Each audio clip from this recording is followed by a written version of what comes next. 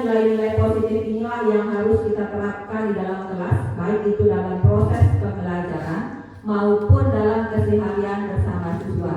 Karena pada dasarnya seperti yang disampaikan tadi, kita tidak boleh lagi menghukum atau menjudgment siswa itu, karena ada hal-hal lain yang mungkin bisa kita sampaikan atau hal-hal positif lain yang bisa kita ganti dari hanya sekedar menghukum. Seperti yang disampaikan Bu Nanda tadi, kalau seandainya tidak membuat tugas, kita hukum dengan keluar.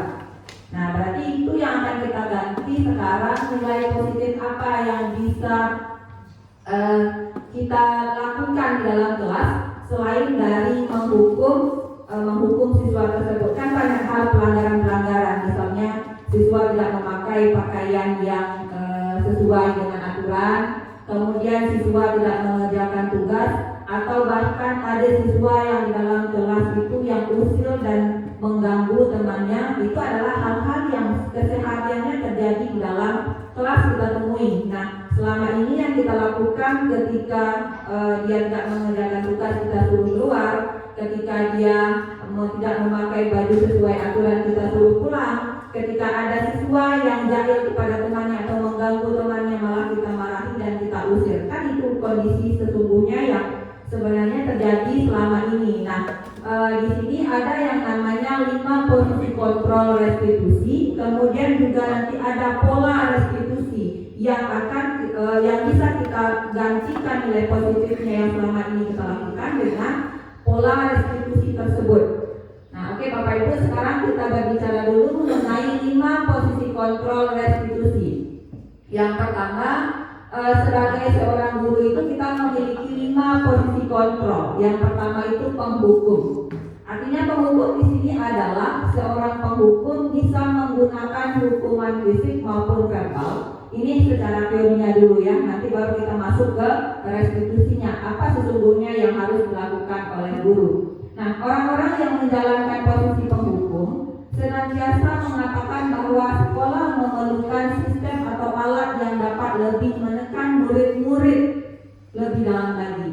Guru-guru yang menerapkan posisi penghukum akan berkata, patuhi aturan saya atau awas ya.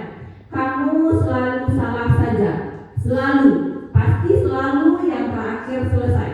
Nah, ini yang selama ini banyak kita lakukan.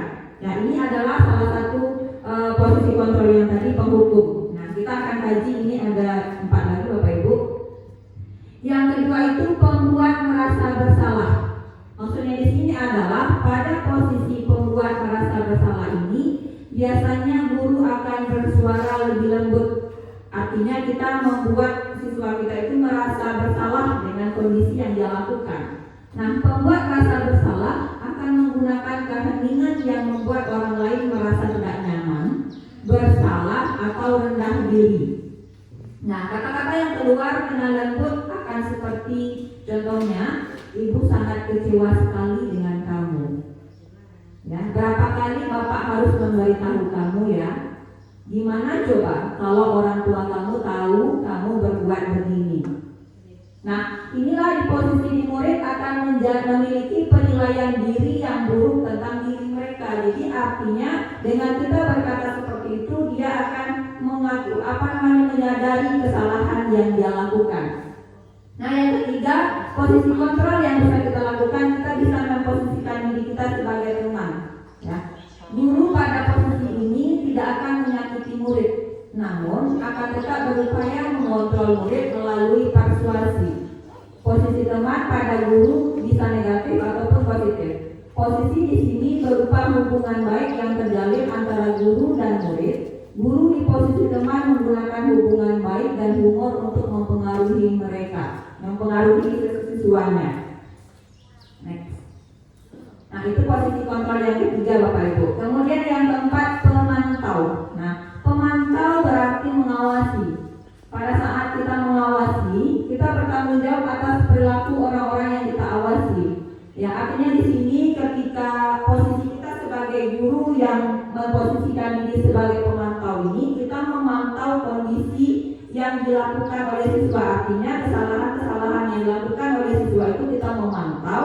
Nanti dengan mengajukan pertanyaan peraturan gitu ya. Kemudian apa yang telah kamu lakukan? Nah, sanksi apa atau konsekuensi apa ketika kamu melakukan kesalahan ini? Nah, kita lebih ke sana. Next. Yang keempat, manajer.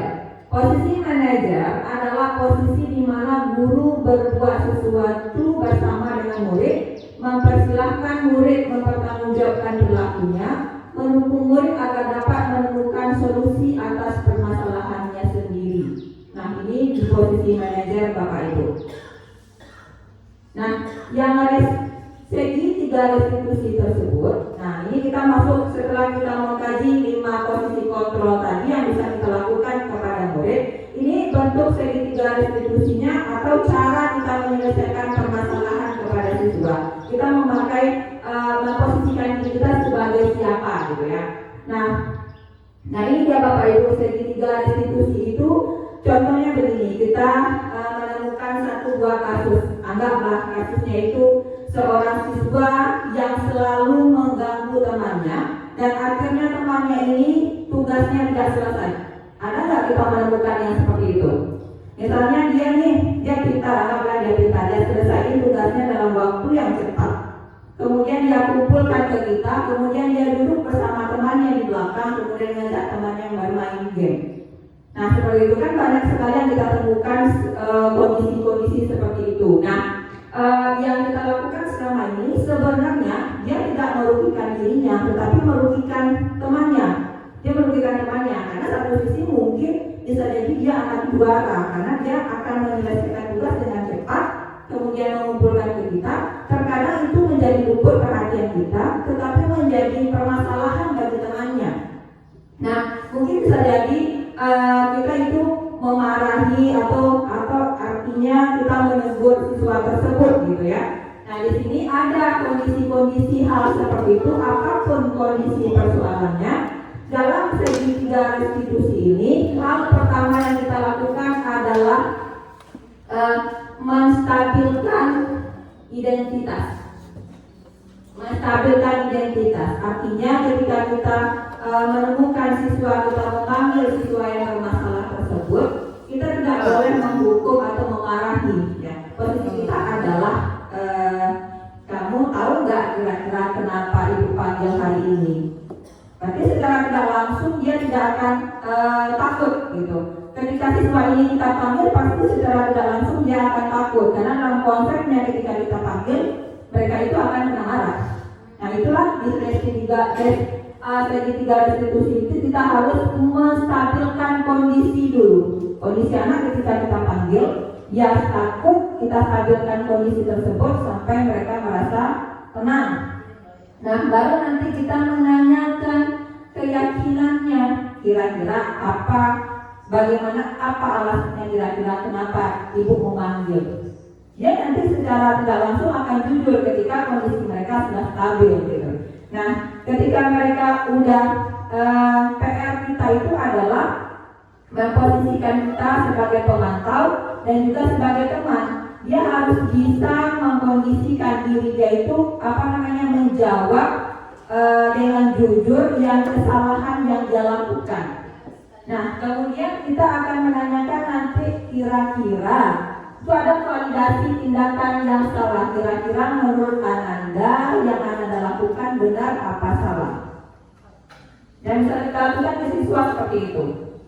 Mereka akan berpikir salah bu, karena mereka juga meyakini yang mereka lakukan itu tidak salah, tapi kan merugikan orang lain. Nah kita bisa berkata ya memang benar, karena kan dalam kondisi yang tadi mereka akan jawab, tapi bu tugas saya kan sudah selesai. Saya mono dan saya bosan di dalam kelas, ya saya ajak teman saya bermain. Ya kan pasti ada seperti itu. Nah di sana kita tidak bisa menyalahkan siswa karena mereka akan berkata dengan jujur dan polos. Yang kita bisa lakukan adalah memvalidasi tindakannya kalau sesungguhnya itu tuh salah dan merugikan orang lain sampai dia bisa menyadari kalau yang dia lakukan itu pada dasarnya adalah salah gitu. Nah, dia setelah nanti mereka mengetahui kalau yang dia lakukan itu salah, ya dia akan menyadari dan akan menyadari sendiri kalau yang dia lakukan itu salah, dan dia akan berubah untuk kedepannya. Jadi pola restitusi yang kita lakukan ini bukan menghukum, tetapi bagaimana dia menyadari kesalahannya dan memperbaiki untuk kedepannya. Nah itu Bapak Ibu. Nah itu sampai sekian dulu yang bisa saya sampaikan mengenai segitiga restitusi. Karena dari yang bisa kita ambil kesimpulannya dari segitiga restitusi ini adalah bagaimana sebuah kasus itu kita tidak lagi memarahi, tetapi bagaimana kita membuat siswa itu bisa menyadari kesalahannya dan bisa berubah ke depannya menjadi lebih baik.